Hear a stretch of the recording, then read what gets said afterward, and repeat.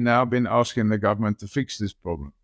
If they continue appointing criminals as senior police officials, then we need to change the government. And then we need to, once we've changed the government, change the criminals that have been appointed in senior positions in the police. And the sad part about it is we've got some senior officers in the police who are the salt of the earth, solid people, rock solid. They will do everything they can to catch criminals and put them behind bars. But unfortunately, the pot has been tainted, that we have in that pool of brigadiers and generals, we have a percentage of people who shouldn't be in uniform, shouldn't be carrying a badge and gun. They should actually, some of them, be in prison. You know, if you look at the figures on the cases that Forensics for Justice have worked on, bearing in mind we do all this free of charge and nobody's paying us to do it. I think I personally, I've been involved in these cases, took down Jackie Celebi, that's the chief of police, took down Pashlani, that's the chief of police. I managed to push through that Ntlemeza got fired, got Mokateri fired. We have currently 10 generals awaiting trial. Now, if you want something really good, Alec, and it's not been heard in the public domain before, the kidnappings for ransom that take place in South Africa is a shocking crime. And these people get, in some cases, it's minors. And I don't mean people with pick and shovel, it's children. They're kidnapping children. And they're keeping them and they're demanding huge ransoms. And then in some cases, they're torturing the people they've kidnapped. And they play the video of them being tortured, or they play the sound of them screaming so they can get their money back. Now, what have the police done about this? They formed a special unit. It's an anti-kidnapping unit. Who's leading it? A Major General Khan, who is supposed to be a Major General in Police Crime Intelligence, who was unlawfully appointed and runs a whole lot of private businesses in his spare time, earning millions of rand, flies around on private jets and drives Ferraris and Lamborghinis on car rallies. And he's now in charge of this anti-kidnapping unit. And the operational man in charge is a lieutenant colonel or colonel, Ismail Dawood. Ismail Dawood is currently on trial in the High Court of Johannesburg, wait for it, for kidnapping, torture, and murder.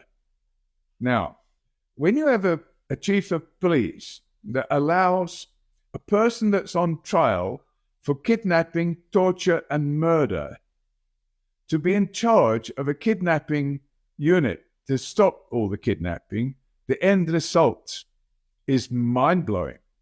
And the end result is that we're now having people kidnapped, and we're having family members of the cops that are supposed to be catching the kidnappers acting as go-betweens between the kidnappers and the family of the kidnapped victim for carrying the cash. And in one case, and we've got the evidence, we're not putting it out there yet, in one case, the ransom was paid into the bank account of a family member of one of the senior cops involved in the anti-kidnapping unit. Now, how the hell do you do that? Who puts that kind of a strategy together? Criminal syndicate.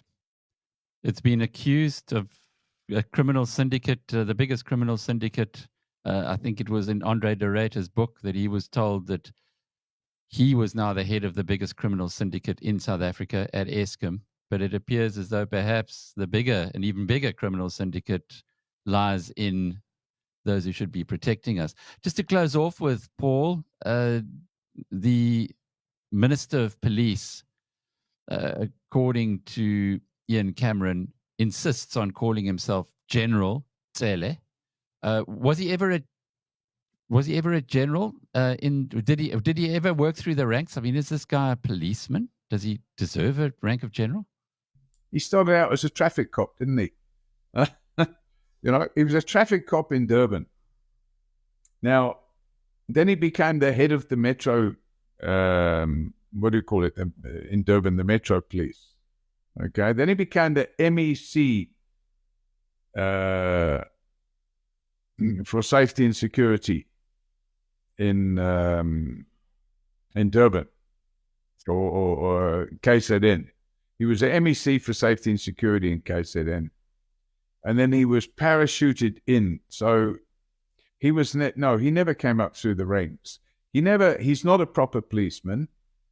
He doesn't have any policing qualifications.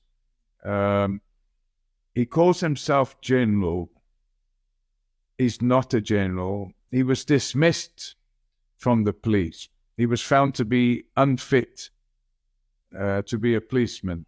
Now, how the hell do you put a man like that in charge of the Ministry of Police? I call it the Ministry of Crime.